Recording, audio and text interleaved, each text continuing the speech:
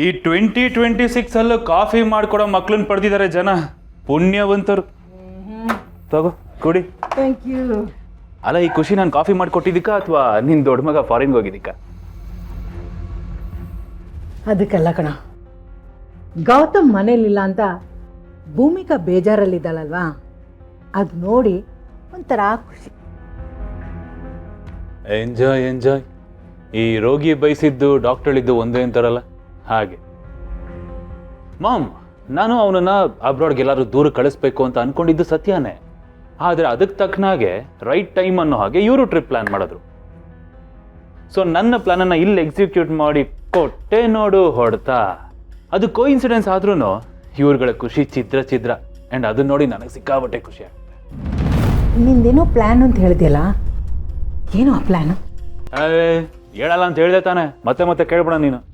ನನ್ನ ಹತ್ರನೂ ಹೇಳಲ್ವಾ? ಹೇಳಲ್ಲ. ಹೇಳು. ಹೋಗಮ್ಮ. ಹೇಳಲ್ವಾ? ಸರಿ, ಏನಾದ್ರು ಮಾಡ್ಕೊಂಡು ಕೋಪ ಮಾಡ್ಕೊಬೇಡ, ಆಯ್ತು ಹೇಳ್ತೀನಿ, ಸಮಾಧಾನ ಆಯ್ತು. ಕಾಫಿ ಕುಡಿ, ಕಾಫಿ ಕುಡಿ. ಹೇಳು. ಈಗ ನಿನ್ನ ದೊಡ್ಡ ಮಗ US ಹೋಗಿದ್ದಾನಲ್ಲ, US ಅಲ್ಲೇ ಅವನ ಕತೆ ನಾವು ಉಡಿಸ್ ಮಾಡ್ಬಿಡ್ತೀವಿ. ಜೈ, ಏನು ಹೇಳ್ತಾ ಇದೀಯಾ? ಪ್ಲಾನ್ ಮಾಮ್, ಇಲ್ಲೇನಾದ್ರೂ ಹೆಚ್ಚು ಕಡಿಮೆ ಆಯಿತು ಅಂತಂದ್ರೆ ಬ್ಲೇಮ್ ಮಾಡೋದಕ್ಕೆ ನಾವು ಈಸಿಯಾಗಿ ಸಿಕ್ಕಾಕೋತೀವಿ. ಅದೇ ಅಲ್ಲೇನಾದ್ರೂ ಆಯಿತು ಅಂದರೆ ಯಾರ ಮೇಲೆ ಬ್ಲೇಮ್ ಮಾಡ್ತಾರೆ?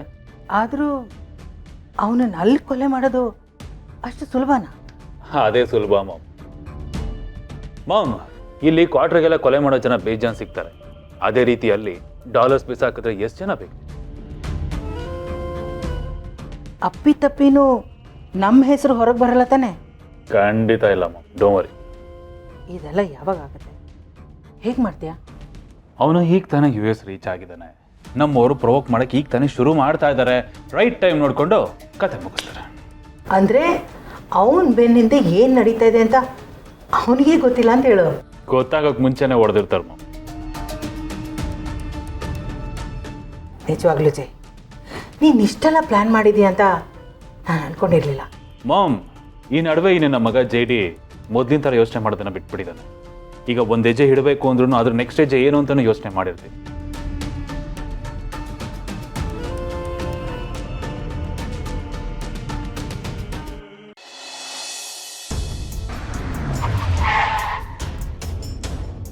ಆಂಟಿ, ಒಂದು ನಿಮಿಷ.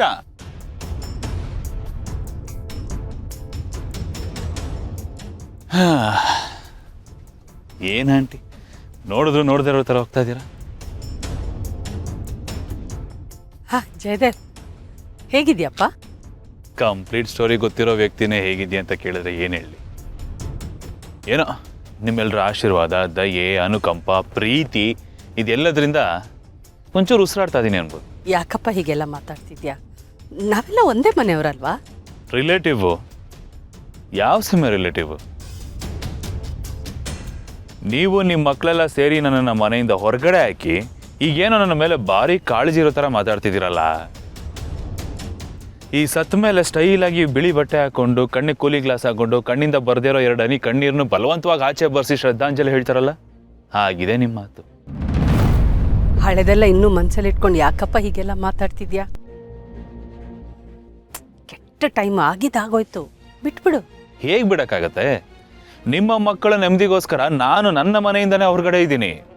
ಯಾಕಪ್ಪ ಹೀಗೆಲ್ಲ ಮಾತಾಡ್ತಿದ್ಯಾ? ಯಾವ ಕಾರಣನ ಮನ್ಸಲ್ಲಿ ಇಟ್ಕೊಂಡು ಹೀಗೆಲ್ಲ ಹೇಳ್ತಾ ಇದ್ಯಾ? ಕಾರಣ ಯಾಕೆ ನಿಮಗೆ ಗೊತ್ತಿಲ್ವಾ? ಏನು ಚೆನ್ನಾಗಿ ನಾಟಕ ಆಡ್ತೀರಾ. ಒಬ್ರಾದ್ಮೇಲೊಬ್ರು ಅಂತ ನಿಮ್ಮ ಅಷ್ಟು ಜನ ಮಕ್ಕಳನ್ನ ನಮ್ಮ ಮನೆಗೆ ಸೇರಿಸಿ ಆ ಮನೆ ಮಗ ಆಗಿದ್ದು ನನ್ನನ್ನೇ ಮನೆಯಿಂದ ಹೊರಗಡೆ ಹಾಕಿದ್ದೀರಾ. ಇದಕ್ಕಿಂತ ಕಾರಣ ಬೇಕಾ? ನೋಡಪ್ಪ ಜಯದೇವ್, ಆಗ್ಲಿಂದ ನೀನು ಮಾತಾಡ್ತಾ ಇದ್ಯಾ, ನಾನು ಕೇಳಿಸ್ಕೊತಾನೇ ಇದ್ದೀನಿ. ಎಲ್ಲದಕ್ಕೂ ಒಂದು ಲಿಮಿಟ್ ಇರುತ್ತೆ. ಲಿಮಿಟು? ನೀವುಗಳು ಲಿಮಿಟ್ ಕ್ರಾಸ್ ಮಾಡಿರೋದಕ್ಕೆ ಇವತ್ತು ನಾನು ಇಲ್ಲಿ ನಿಂತಿರೋದು. ನೀನು ಯಾಕೋ ಏನೇನೋ ಮಾತಾಡ್ತಾ ಇದೆಯಪ್ಪ. ಸರಿ ಬಿಡು, ನನಗೆ ಕೆಲಸ ಇದೆ, ನಾನು ಹೊರಡ್ತೀನಿ. ಒಂದು ನಿಮಿಷ, ಮಾತಿನ್ನೂ ಮುಗ್ದಿಲ್ಲ. ನನಗೇನು ಅನ್ಸುತ್ತೆ ಗೊತ್ತಾ? ನೀವುಗಳೆಲ್ಲ ಸೇರಿ ಮಾಡಿರೋ ತಪ್ಪಿಗೇನೆ ದೇವರು ನಿಮಗೆ ಇಷ್ಟು ದೊಡ್ಡ ಸರಿಯಾದ ಶಿಕ್ಷೆ ಕೊಟ್ಟಿರೋದು. ನಿಮ್ಮ ಮಗಳಿಗೆ ಕ್ಯಾನ್ಸರ್ ಅಂತ ಕೇಳ್ಪಟ್ಟೆ. So sad. ಮಾಡಬಾರ್ದು ಮಾಡಿದ್ರೆ ಆಗ್ಬಾರ್ತಾನೆ ಆಗೋದು. ಆ ಕ್ಯಾನ್ಸರ್ ಗುಣ ಆಗ್ತಾ ಇರೋದು ಈಗ ನಮ್ಮಪ್ಪನ ದುಡ್ಡಲ್ಲೇ. ಜೀವನ ಪೂರ್ತಿ ಹಿಂಗೆ ಯಾರ್ದೋ ದುಡ್ಡು ಎಲ್ಲಮ್ಮನ ಜಾತ್ರೆ ಅಂತಾನೆ ಕಳೆದು ಬಿಡ್ತಿರಲ್ಲ. ಚೀಪ್ ಅಲ್ವಾ ಅದು? ಜಯದೇವ್, ನನ್ನ ಮಗಳ ಬಗ್ಗೆ ಮಾತಾಡ್ಬೇಡ. ಯಾಕೆ ಆಂಟಿ?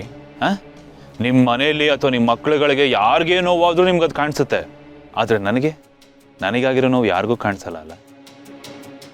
ನಿಮ್ಮ ಮಕ್ಳಿಗೆ ಒಂದು ನ್ಯಾಯ, ನಮಗೊಂದು ನ್ಯಾಯನಾ? ಸಾಕಪ್ಪ, ಇನ್ನೊಂದು ಮಾತಾಡ್ಬೇಡ. ಅಂದಕ್ಕೆ ನೀವ್ರೆ ಯಾರ್ಯಾರು? ಇದು ಕ್ವಶನ್ ಅಂತಂದ್ರೆ ಅದೇ ಅನ್ಕೋತಾ ಇದ್ದೆ, ಯಾಕಿನ್ನೂ ನೀವೇನು ಮಾತಾಡ್ಲಿಲ್ವಲ್ಲ ಅಂತ. ಕೇಳಿ ಹೇಳ್ತಾರೆ. ಇಲ್ಲ ಬಿಡಿ, ನಾನೇ ಹೇಳ್ತೀನಿ.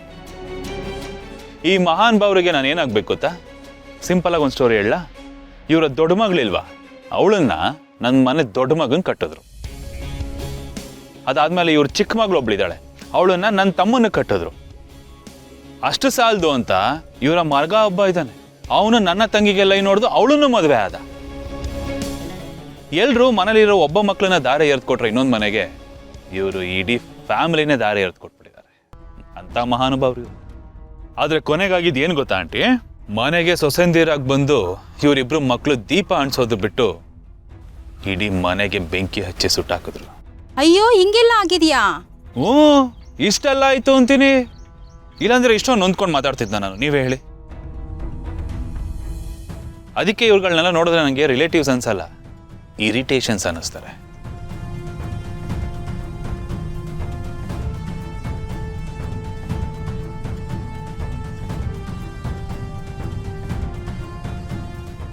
ಆಂಟಿ, ಯಾಕೆ ಹೊಟ್ಬಿಟ್ರಿ?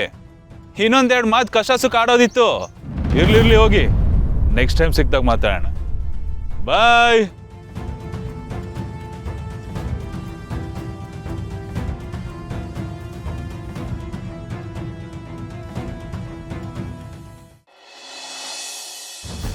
ಏನು ವಿಷಯ, ಇಬ್ಬರು ಒಟ್ಟಿಗೆ ಬಂದ್ಬಿಟ್ಟಿದ್ದೀರಾ? ಲಾಸ್ಟ್ ಟೈಮ್ ಹೇಳಿದ್ದಲ್ಲ ಅಕ್ಕವ್ರೆ, ದಿಯಾ ವಿಷಯ, ಅದ್ರ ಬಗ್ಗೆ ಮಾತಾಡಬೇಕಿತ್ತು.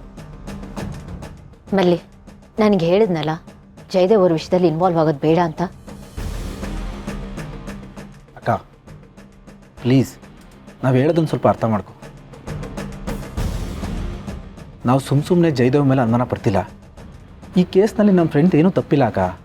ಅವ್ನು ಇನ್ನೋಸೆಂಟು. ಅವ್ನು ಮಾಡದಿರೋ ತಪ್ಪಿಗೆ ಶಿಕ್ಷೆ ಅನುಭವಿಸ್ತಿದ್ದಾನೆ. ನಿಮಗೆ ಗೊತ್ತಲ್ವ ಅಕ್ಕ ಆ ಜಯದೇವ್ ಎಂಥವನು ಅಂತ. ಆ ದಿಯಾ ಹೋದ್ಮೇಲೆ ಅವನೇನು ಸುಮ್ಮನಿರಲಿಲ್ಲ, ಇನ್ನೊಂದು ಹುಡುಗಿ ಜೊತೆ ಓಡಾಡ್ತಿದ್ದ. ಇನ್ನೊಂದು ಹುಡುಗಿನ? ಹೌದಕ್ಕ. ಈ ದಿಯಾ ಕಾಣೆ ಆದಮೇಲೆ ಜಯದೇವ್ ಇನ್ನೊಂದು ಹುಡುಗಿ ಜೊತೆ ಓಡಾಡ್ತಿದ್ದ. ಅವಳ ಹೆಸರು ಅನು ಅಂತ. ಅವನ ಹೊಸ ಗರ್ಲ್ಫ್ರೆಂಡ್.